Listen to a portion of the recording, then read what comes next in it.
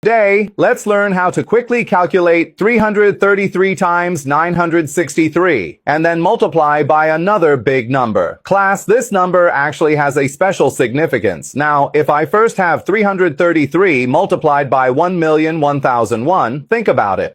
What is the result when you multiply the first two numbers? We call this number the chair number. What is its purpose? Let me explain the principle clearly, and you'll understand. Look, you can break this number down into 1 followed by 6 zeros, then add 1 followed by 3 zeros, and then add 1.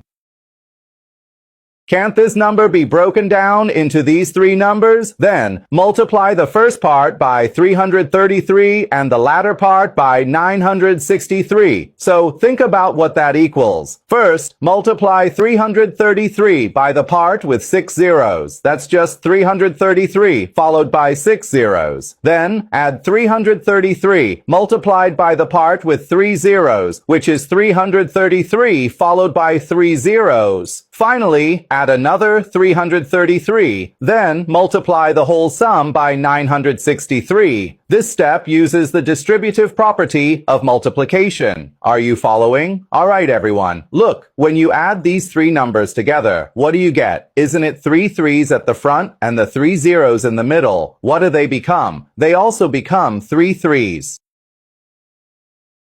So, what do the last 3 zeros become? They also turn into 3 3s. In the end, you multiply by 963. So everyone, why do we call this number a chair number? When this number is multiplied by a 3-digit number, you just write it 3 times. For example, 333 times 100,001. After today's lesson, whenever you see this kind of chair number, you can just write 333, 333, 333. Just write it 3 times, and that's their product. It's important to understand this principle. Now, what do we do when multiplying by 963? When you see a 3, who do you think of? It's related to 9.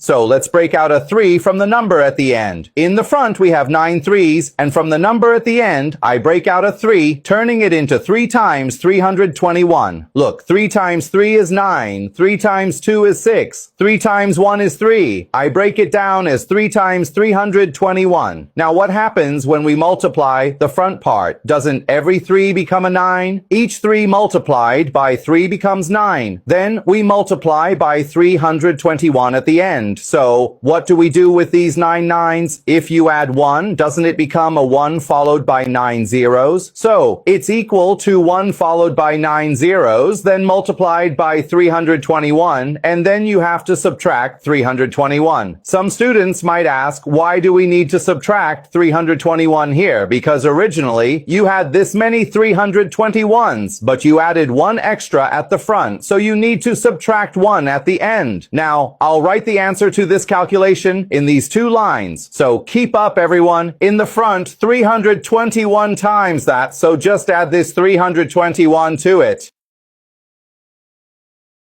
After the 9 zeros, subtract another 321. So what does that give us? The front part, 32, 32, stays the same, and this one followed by a long string will become